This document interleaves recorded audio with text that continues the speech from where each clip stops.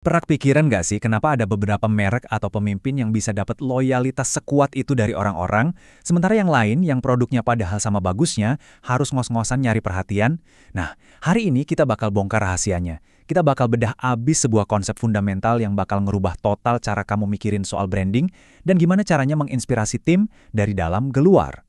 Temuan dari gagasan ikonik Start With Why dari Simon Sinek ini benar-benar luar biasa dan kita bakal langsung masuk ke intinya sekarang juga. Inti dari semuanya itu sebenarnya ada di satu kalimat ini nih. Orang tuh nggak beli apa yang kamu buat, mereka beli alasan kenapa kamu membuatnya. Kalimat simpel ini bener-bener solusi pamungkas buat nyiptain pelanggan yang super loyal.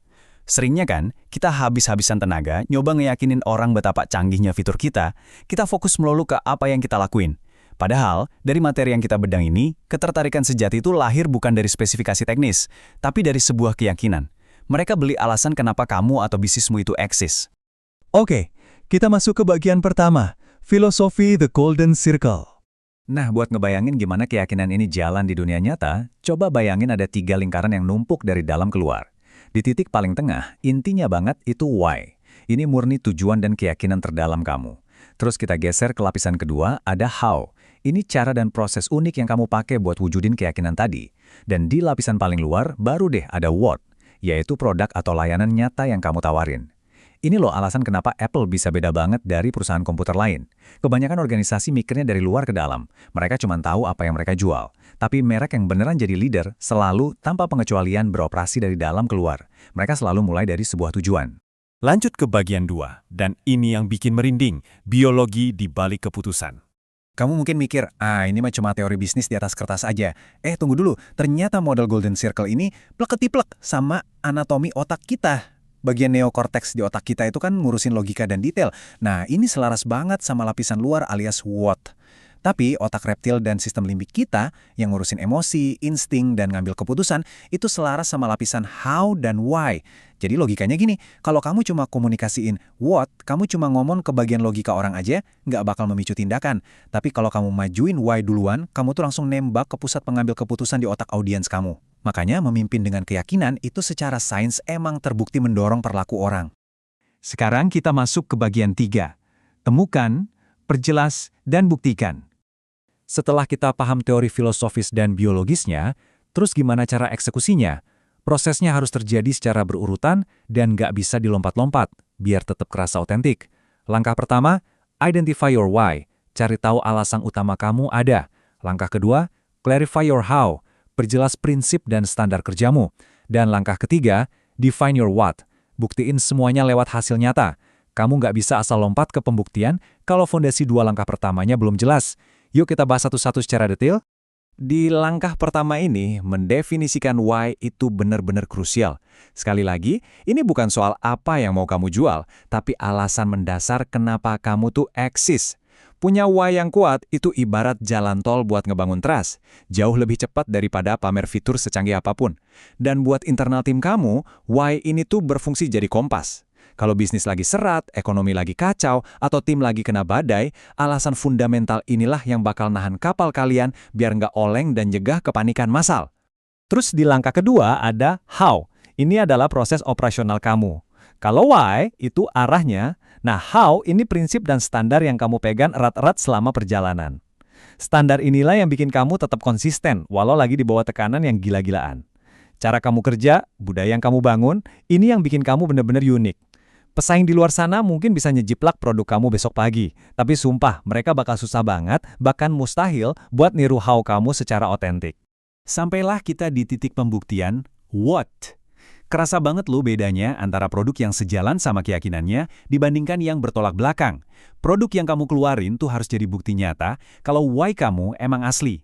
Kalau sampai melenceng, misal yang diomongin A tapi nyatanya B, audiens kamu bakal langsung nyium gelagat anehnya secara naluriah. Dan tahu akibatnya apa? Kesannya jadi kayak marketing gimmick yang murahan dan manipulatif. Keselarasan itu benar-benar segalanya. Kita lanjut ke bagian 4, inspirasi dan hukum penyebaran. Coba kita lihat efek gokil dari konsep ini ke gaya kepemimpinan. Saya mau nanya dikit, dan tolong jawab jujur dalam hati. Apa tim kamu tuh cuma sekedar ngerjain tugas yang kamu kasih aja? Ini lumayan menohok ya, buat kita semua. Kalau karyawan kamu cuma datang buat ngabisin to-do list harian, tanpa ada dorongan makna yang lebih besar, berarti kamu lagi nyia-nyiain potensi terbesar mereka. Buat ngubah situasi kayak gitu, materi kita nekenin satu insight emas. Inspirasi itu harus datang sebelum instruksi. Orang itu nggak bakal komitmen penuh cuma buat sebuah tugas. Mereka komitmennya ke tujuan. Kalau kamu ngasih kejelasan makna dari awal, tim kamu nggak bakal pasif nungguin perintah tentang apa yang harus dilakuin. Kejelasan visi itu ngerubah segalanya. Itu bikin tindakan yang bermakna jadi nggak bisa dihindari lagi. Jadi, ngasih inspirasi yang sejati, bukan sekedar motivasi sesaat, itu adalah kuncinya. Nah, efek magis ini juga nyebar pesat keluar perusahaanmu, yang bawa kita ke hukum penyebaran atau the law of diffusion. Gini, kamu tuh nggak perlu capek-capek ngerayu semua orang di awal. Fokus aja buat menangin early adopters, orang-orang yang pertama kali mau nyoba dan percaya sama kamu. Kenapa mereka? Karena mereka milih kamu bukan karena dibujuk, tapi karena why kamu itu mencerminkan identitas dan keyakinan mereka sendiri. Begitu kamu dapat barisan fanatik ini, mereka yang bakal jadi corong kamu. Sisa pasar yang lain bakal ngikut dengan sendirinya. Bagian 5, dan ini krusial banget. Hindari pola pikir singkat. Perjalanan ini tentu nggak bakal mulus-mulus aja. Godaan buat ngambil keputusan jangka pendek demi cuan cepet itu emang gede banget. Tapi ingat loh, keputusan jangka pendek ya cuma ngasih hasil jangka pendek. Di sisi lain, punya tujuan yang jelas itu ibarat punya jangkar yang kokoh. Kejelasan itulah yang bikin kamu tetap fokus di jalur panjang, nuntun langkahmu, bahkan ketika kompetitor di sekitarmu pada sibuk rebutan untung sesaat yang ujung-ujungnya nggak bertahan lama.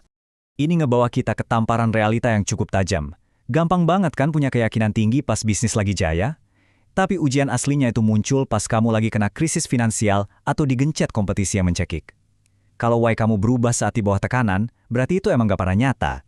Kalau kamu gampang banget ngorbanin keyakinan utama demi jalan pintas pas lagi susah, ya berarti tujuan luhurmu dari awal tuh cuma sekedar slogan doang.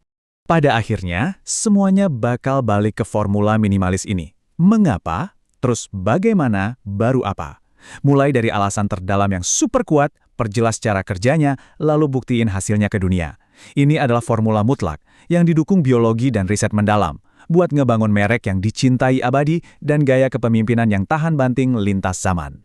Sebagai penutup bedah materi kita kali ini, saya mau ninggalin kamu sama satu pertanyaan yang cukup provokatif. Coba deh lihat lagi kerjaan kamu, bisnis kamu, atau cara kamu mimpin sekarang. Tanyain jujur ke diri sendiri, apakah what yang kamu hasilkan sehari-hari itu udah bener-bener selaras sama why yang kamu yakini? Kalau ternyata masih ada ruang kosong di antara keduanya, mungkin ini saatnya kamu mulai ngegambar ulang lingkaran emas kamu sendiri.